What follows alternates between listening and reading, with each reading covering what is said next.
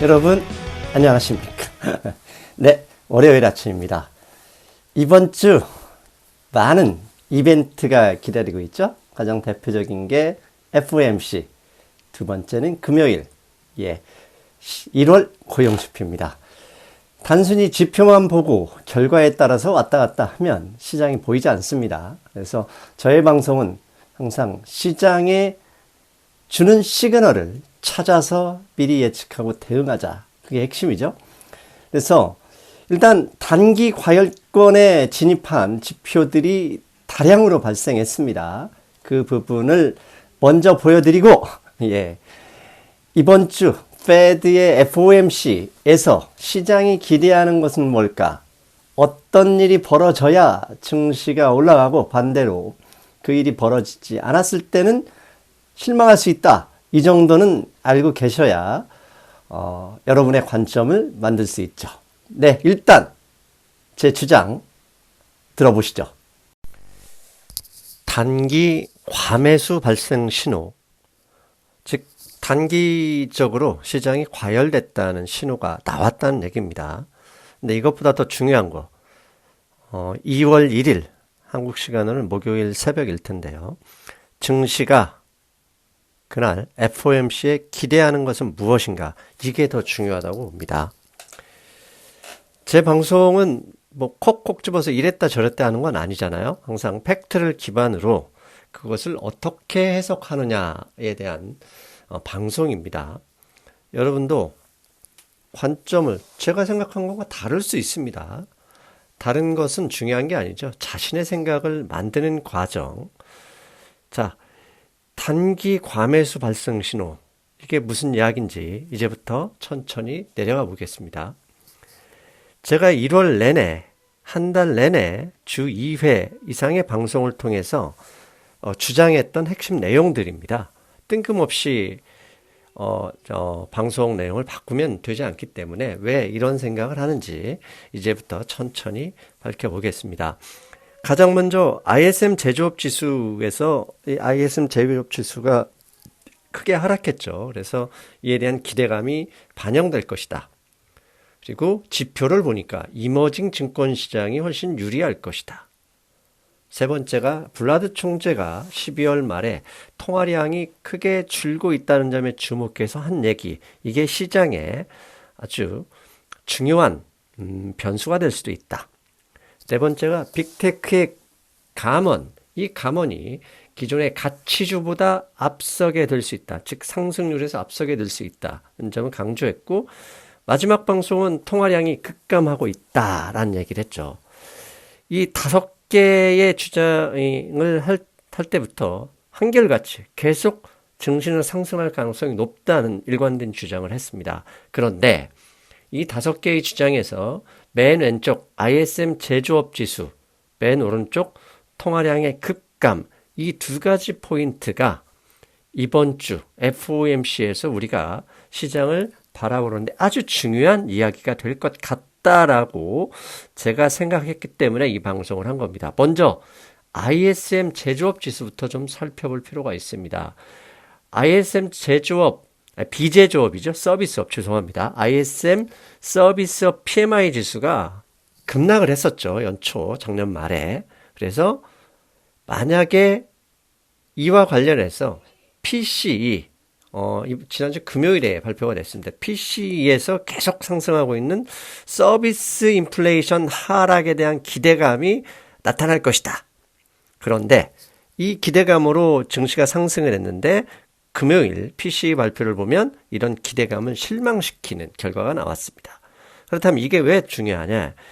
FOMC에서 증시가 기대하면서 지금 한 달 내내 주가 상승을 이끌고 있는 게 페드 피봇이죠. 금리 인상 중단, 3월이면 중단할 것이다 라는 이 기대감이 서비스 인플레이션이 이렇게 올라가는 걸 보면 나오지 않을 수도 있다는 걱정이 나오는 겁니다. 그래서 FOMC 회의 결과에 따라 만약에 금리 인상을 연말까지 계속 갈 거야, 킵 고잉 할 거야 그러면 앞서서 통화량 급감에 대한 그 기대치도 사라질 수 있다. 이 두려움이 시장에 반영될 수 있는 일주일이다. 그런 의미입니다. 이 통화량에 대해서는 잠시 뒷꼭지에 그대로 이어집니다. 먼저 ISM 제조업 지수를 결과, 그러니까 기대를 반대로 나타나게 했던 PC부터 살펴봐야죠. 금요일에 PC 내용, 핵심 내용을 보면 오른쪽에 있습니다. 오른쪽에 주황색과 파란색, 회색이 있죠. 주황색은 상품 가격이 얼마나 하락했는지 상품 지출에 대한 겁니다. 그런데 상품 지출이 11월과 12월 연속으로 크게 하락했죠. 그리고 오른쪽 회색은 서비스 분야의 지출입니다. 근데 서비스 분야 지출은 11월과 12월 추가로 더 올랐습니다. 그리고 파란색은 뭐냐? 파란색은 전체 소비 지출입니다. 즉 소비 지출은 2달 연속 감소를 했는데 더 많이 감소했다. 그러나 안타깝게도 서비스 지출이 증가하면서 이거 서비스 분야 인플레이션을 잡기 위해서 페드가 금리 인상을 장기적으로 끌고 가지 않을까, 이 두려움이 시장에 반영될 가능성이 있다는 거죠. 그리고 PC 내용을 좀 더 살펴보면 지금 그림에서 위에 검정색은 저축률입니다. 그리고 아래 주황색은 직전 분기와 비교했을 때 지출 줄어들었냐 늘어났냐를 보여주고, 파란색은 개인 소득입니다. 지금 11월 이후 파란색을 보면 개인 소득은 상승률이 감소하고 있고, 반대로 개인 소비 지출은 아예 줄고 있습니다. 그런데 소비 지출은 감소하고 소득은 정체하고 있는데 저축은 늘었다. 이 얘기는 불황에 대비하고 있다는 얘기죠. 소득이 늘지 않았음에도 저축이 늘었다는 의미는 소득이 감소했다는 얘기고, 반대로 그렇게 아낀 돈은 저축했다. 이 의미는 불황에 대비한다는 얘기다. 즉 금리 인상이 이렇게 경제에 영향을 미치고 있다. 그럼에도 만약에 서비스 인플레이션을 잡기 위해서 페드가 금리 인상을 시장의 기대치보다 더 멀리 갈 경우 증시가 하락할 수 있다. 이런 의미입니다. 그렇다면 FOMC, 이제 두 번째는 핵심은 FOMC죠. 2월 1일 FOMC에서 서비스 인플레이션과 소비 감소 중 어디에 더 주목할 것인가, 이게 핵심이라는 거예요. 만약에 서비스 인플레이션에 주목하면 금리 인상은 시장의 예상보다 더 길게 멀리 갈 수 있고, 반대로 소비 감소 분야에 더 관심을 기울인다. 그러면 금리 인상 정도가 약간은 약화될 수 있겠죠. 그렇게 되면 통화량의 감소가 더 늘어나느냐, 여기서 바닥을 치느냐, 이렇게 볼 수 있다는 얘기입니다. 자, 이제부터는 통화량, 지금 여러분들을 제가 공부시키는 겁니다. 공부하셔야 됩니다. 투자하시는 분들이 공부 안 하면 맨날 카더라 하면서 손해를 보잖아요. 두 번째, 통화량 급감입니다. 절대 통화량이 감소하면서 증시는 하락하기 시작했다는 게 아주 중요합니다. 절대 통화량은, 미국의 절대 통화량은 작년 3월을 고점으로 해서 계속 줄고 있었어요. 그런데 12월에 통화량이 급감하면서 증시가 상승했다는 거, 이게 이해가 안 되잖아요. 급감했으면 더 많이 떨어져야 되는데 증시는 반대로 상승했다. 이렇게 많이 떨어졌으니 페드가 피봇, 금리 인상을 중단할 가능성이 높다는 기대감을 반영한 것이죠. 그렇다면 금리 인상을 만약에 올해 연말까지 계속 이어가겠다, 시장이 3월이면 끝냈으면 좋겠다는 기대가 그러니까 반영이 되는데, 그거 무시하고 계속 연말까지 가겠다 그러면 통화량 급감은 더 이어질 수도 있다, 이렇게 해석해야 되거든요. 그런데 통화량 급감이 추가로 더 이어진다 그러면 증시는 여기서 다시 떨어질 수 있다는 얘기입니다. 그러나 만약에 FOMC 결과 금리 인상을 하더라도 시장 유동성을 흡수하고 있는 리버스 레포, 영레포에 대한 긍정적인 시그널이 나온다면 그것만으로도 증시 상승을 기대할 수 있다. 이게 무슨 얘기냐, 하나씩 살펴볼게요. 앞에서 주장한 대로 통화량과 S&P 500 인덱스를 비교해 봤습니다. 지금 현재 보시는 사진은 미국의 통화량 절대치를 보여줍니다. 왼쪽 파란색 세로줄, 저게 작년 3월입니다. 작년 3월에 통화량은 최고치를 찍었어요. 역사상 최고치를 찍은 이후에 조금씩 하락하기 시작했고, 오른쪽 붉은색 줄 9월 이후에는 통화량이 빠른 속도로 가속도를 내면서 추가 하락하고 있습니다. 그런데 보시는 것처럼 통화량 고점을 찍었을 때 2022년 3월 말이 미국 증시의 고점이었습니다. 그리고 통화량이 저렇게 줄어들면서 본격적으로 증시가 하락하게 됐고 9월 이후에는 통화량이 저렇게 가속도를 내면서 많이 줄어들었는데 그 시점 9월, 10월 그때 증시는 추가 하락했고 신저점을 기록했었죠. 이걸 좀 더 S&P 500 인덱스를 보고 통화량 지표 앞에 설명한 것을 다시 확인할 수 있는데요. 올해 3월 말이 S&P 500 인덱스 4,600 고점이었습니다. 첫 고점에서 통화량 고점을 같이 기록했고 그 이후에 통화량이 감소하면서 증시는 계속 하향을 했습니다. 그리고 6월, 7월에 반등을 하나 했는데 9월에 통화량이 다시 줄어드는 속도가 빨라지면서 증시도 10월과 11월 초에 신저점을 기록했다. 이게 S&P 500 인덱스 차트에서도 확인할 수 있죠. 그런데 앞에서 중요한 거, 통화량은 12월에 급감을 했습니다. 블라드 총재도 그에 대해서 우려했고 워싱턴 포스트는 지난 방송에서 보여드렸잖아요. 당장 금리 인상 중단해야 된다 이렇게 주장을 할 정도였는데 통화량이 저렇게 급감했으면 증시도 거의 폭락해야 되는데 반대로 상승했어요. 이것을 아는 게 중요합니다. 즉 통화량이 급감했기 때문에 추가가 이게 아니라 통화량이 이렇게 급감한 걸 보니 금리 인상 중단 가능성이 그럴 가능성이 점점 높아지고 있다라고 시장이 기대하는 거죠. 즉 증시와 통화량의 관계 옛날에 과거에도 이랬느냐? 잠시 후에 그 데이터를 제가 보여드리고요. 그다음에 그렇다면 여기서 중요하게 생각해야죠. 반대로 2월 1일 FOMC에서 12월 통화량이 급감했는데도 이걸 무시해버리고 더 하락시킨다. 통화량을 더 줄이는 결정을 한다. 그렇게 되면 증시는 1월의 상승을 일부나 아니면 다 반납할 가능성도 있는 거죠. 왜? 증시가 항상 기대감으로 오르고 다시 오르려면 모멘텀이 필요한데 그 모멘텀은 기대감을 확인하는 힌트가 나와야 되는데 그렇지 못할 경우에 어려울 수 있다는 얘기죠. 통화량 증가율과 과거 S&P 500 인덱스의 관계를 보여주는 그림입니다. 지금 보시는 그림에서 파란색은 S&P 500 인덱스고요. 그 다음에 밑에 주황색은 통화량 증가율입니다. 절대 금액이 아니라 증가율입니다. 그런데 2004년에도 보면 통화량 증가율이 저점을 향해 가기도 전에 증시 S&P 500은 바닥을 먼저 형성했고 지난 2009년 10년에도 마찬가지였습니다. 통화량 증가율이 마이너스로 떨어지기 직전부터 증시는 먼저 상승을 시작했습니다. 그리고 2015년 지난 2020년에는 먼저 주식이 상승하지 않았지만 통화량이 바닥권이 있을 때 증시가 본격적으로 상승을 했었다. 그걸 볼 수 있습니다. 그렇다면 현재 2023년 1월에는 통화량 바닥이 나오기 직전부터 이미 증시가 상승하고 있다는 얘기. 이것은 바로 피봇에 대한 기대감을 반영하고 있는 것이죠. 그리고 앞에서 강조했죠. 리버스 리포가 통화량에 미치는 영향. 이것도 여러분이 알고 넘어가셔야 됩니다. 현재 리버스 레포로 페드에 돌아와 있는 돈이 약 2조 달러인데 이 얘기는 뭐냐? 시장에서 감춰서 그냥 페드 금고수로 들어왔으니 양적 긴축. QT와 같은 효과를 내고 있다는 얘기입니다. 한마디로 현재 금융기관들이 2조 원을 페드에서 4.3% 이자만 맞고 그냥 맡겨놨는데 이 얘기는 시중 통화량이 저만큼 사라졌다라고 보셔도 되는 겁니다. 그런데 작년 12월 말에 이 리버스 레포 금액이 2.5조 달러였고요.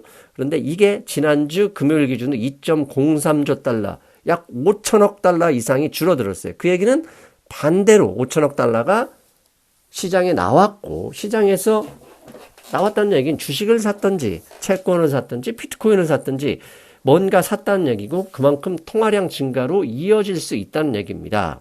이걸 지난 1년간 리버스 레포와 이게 추이를 한번 봤습니다.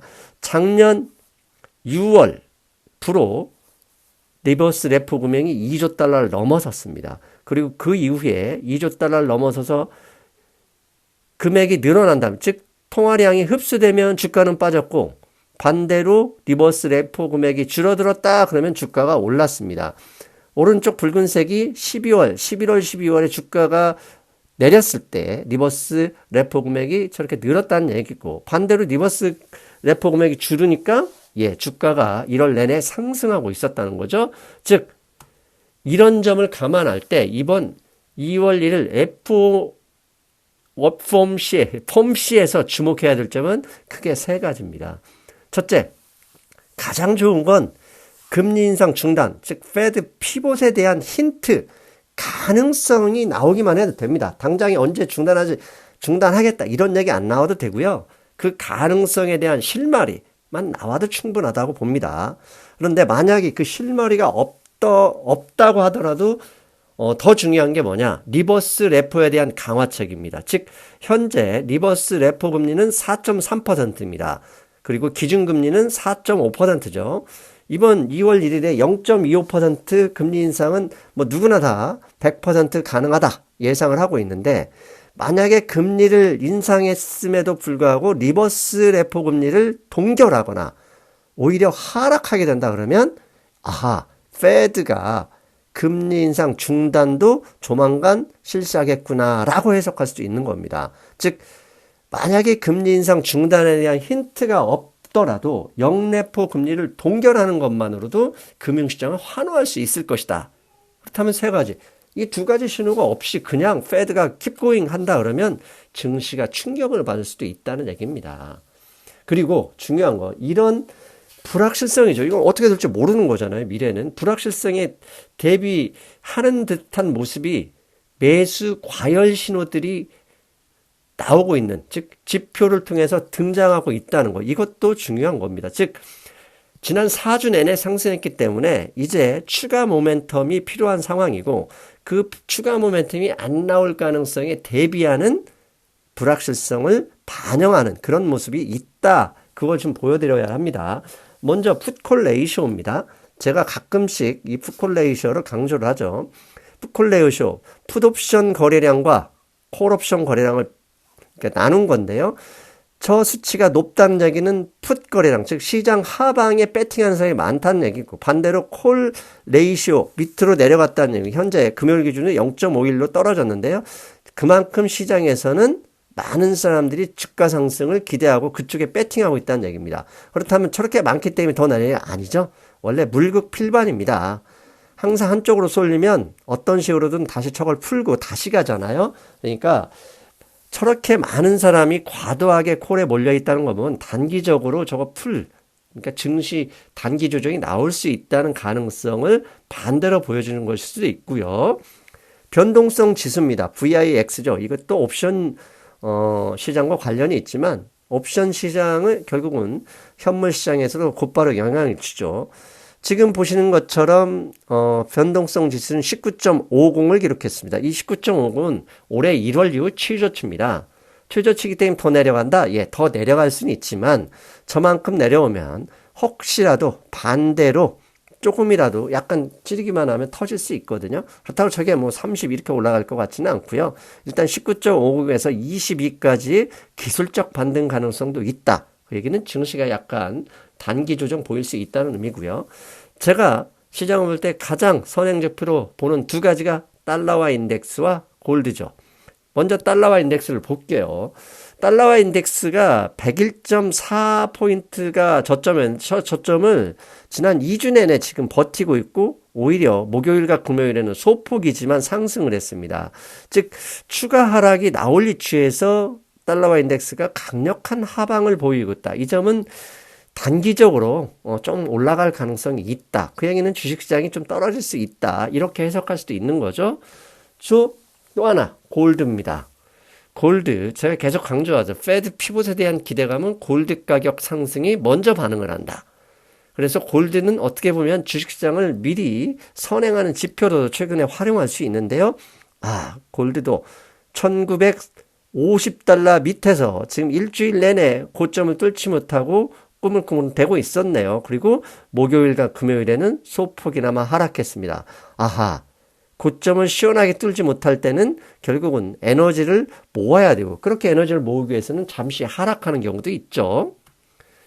마지막으로 HYG, 하이힐드 채권이죠. 위험자산은 주식시장보다 하이힐드 채권이 더 위험하다고 보니까 하이힐드 채권이 얼마나 또 상승할 수 있는지 보면 HYG 고점도 마치 골드처럼 고점을 넘지 못하고 일주일 동안 옆으로 기고 있고 금요일에 주가 상승에도 불구하고 올라가지 못했습니다. 이 얘기도 결국 골드와 함께 단기 조정을 통해서 에너지를 모을 수 있겠구나라고 추정할 수 있겠죠.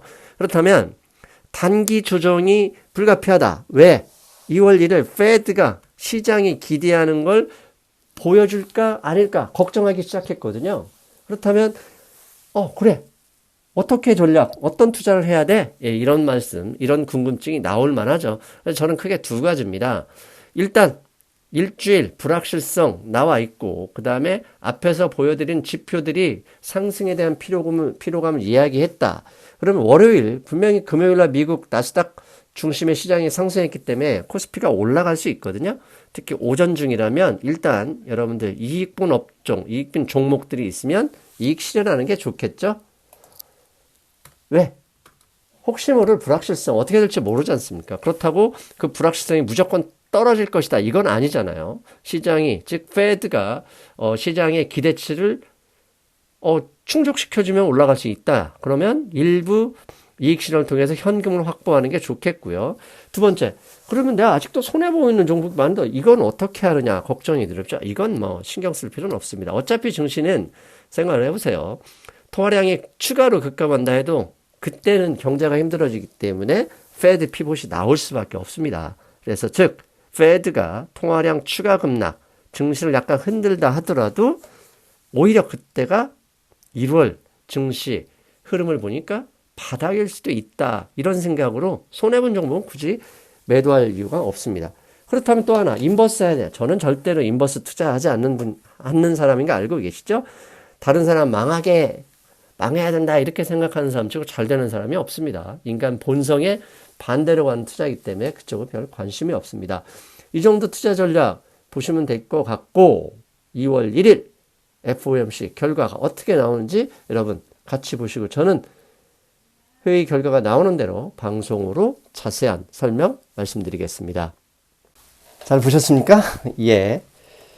관점이 다르다. 생각하는 바가 다르다. 다르다는 틀린 게 아닙니다. 다르는 different고 틀린 것은 wrong입니다. 영어로 wrong. 즉 참과 거짓은 wrong이고 생각이 다른 것은 다른 것일 뿐입니다. 중요한 건 한 가지 말만 들어서는 답이 없습니다. 여러분 제 말을 믿을 필요도 맹신할 필요도 없죠. 여러분은 다양한 사람들의 관점을 듣고 스스로의 관점을 세울 수 있어야 주식 투자에서 승리할 수 있다는 거. 그 점이 가장 중요합니다. 그래서 저는 댓글 그런 거 크게 잘 보지도 않기 때문에 중요한 건 제가 보는 대로 제가 확인하는 팩트에 기반해서 제 관점을 계속 펼칠 것이다. 제 관점이 틀렸다, 맞았다를 판단하는 것은 증시다. 증시가 제 관점을 틀렸다라고 선언하는 순간 당연히 바로 바꿉니다. 왜? 관점은 공약이 아니기 때문이죠. 여러분, 저는 주중에 2월 1일 새벽에 FOMC가 끝나면 그 내용을 정리해서 2월 2일에 방송 올리겠습니다. 여러분, 안녕!